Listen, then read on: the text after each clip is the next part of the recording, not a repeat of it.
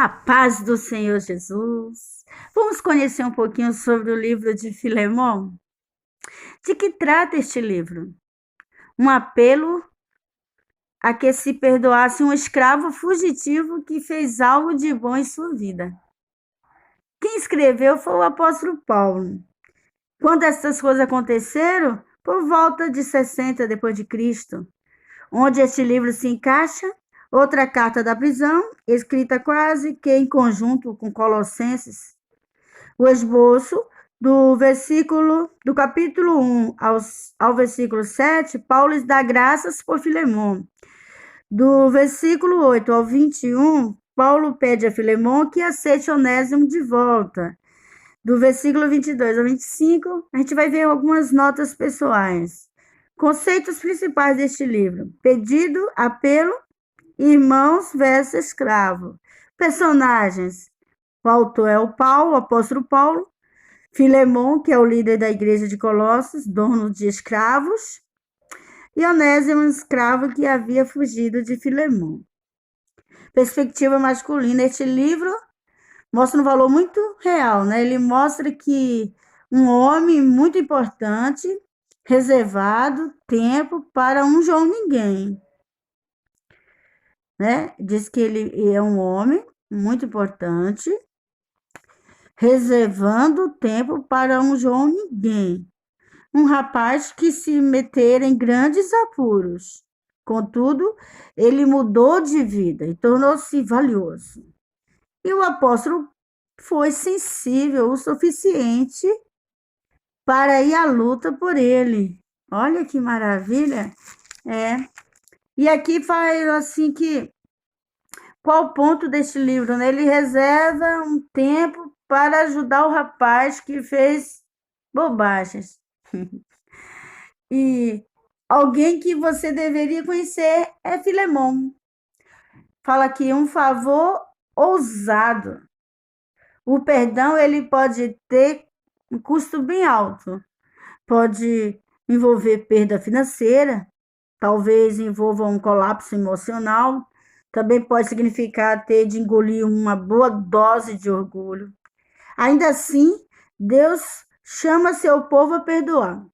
Como descobriu um próspero líder da igreja chamado Filemão? Ao que parece, Filemão ele vivia em Colossos, uma pequena cidade junto ao rio Lico, a cerca de 150 quilômetros a leste de Éfeso. A cidade foi um importante centro de comércio, mas no século I havia declinado em importância e em tamanho, em razão do crescimento de duas cidades vizinhas, que era Laodiceia e Herápolis. Filemão possuía uma casa grande, o bastante para acomodar a igreja de Colosso, como diz aqui o versículo 2 de Filemão.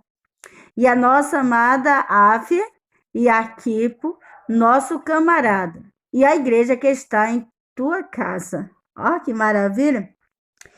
E também tinha escravos, o que também era o caso de outras pessoas da congregação, como diz no livro de Colossenses, capítulo 4, Colossenses capítulo 4, versículo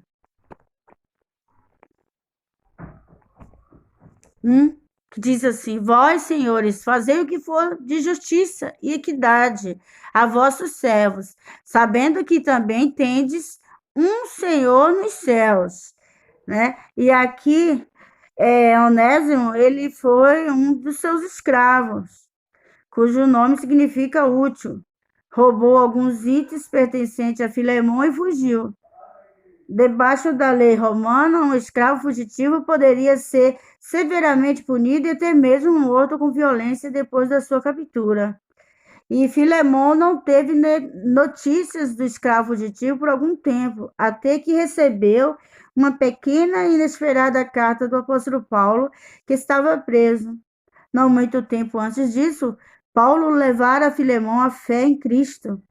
Se a gente for ver aqui o versículo de Filemão, capítulo 1, do versículo 19, diz assim: eu, Paulo, de minha própria mão, escrevi. eu o pagarei para te não dizer que ainda mesmo a ti próprio, a mim, te deves. E por isso é bem provável que ele tenha se alegrado em receber notícia de seu pai na fé. Contudo, Paulo não havia escrito simplesmente para dizer olá. Ele informou Filemão de que havia entrado em contato com Onésimo, enquanto esteve na prisão, o que ajudaram o escravo fugitivo a firmar um compromisso com Cristo. Agora enviava Onésimo de volta a seu senhor, não mais como escravo, mas como um irmão muito amado, como diz aqui o versículo 16, não já como servo, antes mais do que servo, como irmão amado, particularmente de mim, e quanto mais de ti, assim na carne como no Senhor. Olha só que coisa linda. Paulo ele tinha apenas um pequeno pedido: apelo em favor de meu filho Onésimo, que gerei enquanto estava preso. Ele antes lhe era inútil, mas agora é útil, tanto para você quanto para mim. Mando de volta a você, como se fosse o meu próprio coração. Olha que lindo, gente. E aqui em Filemão 10 e 11, assim: peço-te por meu filho Onésimo, que gerei nas minhas prisões, o qual no outro tempo te foi útil, mas agora a ti e a mim, muito útil, eu tu tornei a enviar. Que maravilha! Então, Paulo ele fala aqui com Filemão. Em outras palavras, Paulo pediu a seu amigo que perdoasse Onésimo, perdoá-lo por ter fugido, perdoá-lo por ter roubado, perdoá-lo por ter criado confusão na casa. Então o apóstolo ele queria despertar a generosidade e a bondade de Filemão, chegando a rogar que ele recebesse Onésimo, como se estivesse recebendo a ele mesmo.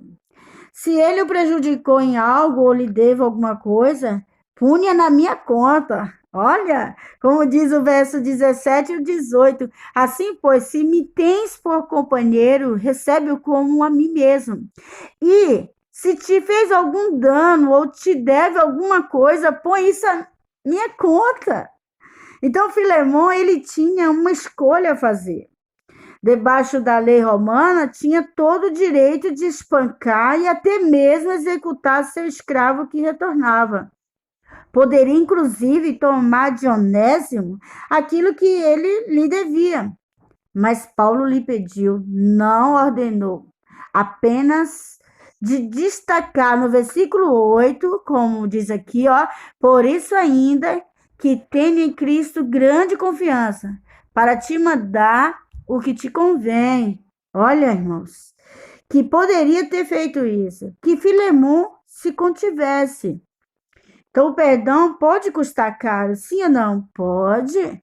Certamente, esse foi o caso para Filemão. Mas quando Deus se envolve, meu irmão, é diferente. O pagamento que se recebe excede em muito os gastos. Que história linda, né? Muito boa. Medita neste livro de Filemão. Vale a pena. Deus abençoe.